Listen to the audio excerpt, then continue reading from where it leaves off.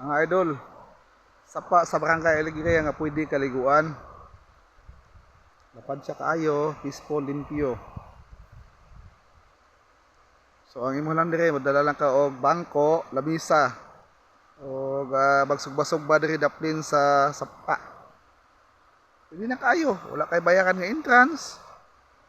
Ang importante lang bishop kay kung mag-ulan sa bukid, kanang safety gyud ta kayo nga mangandam nga takas na gyud kay basig magbaha.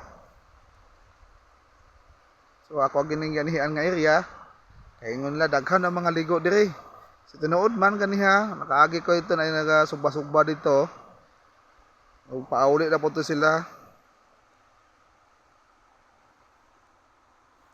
Wow, lako lapad oh.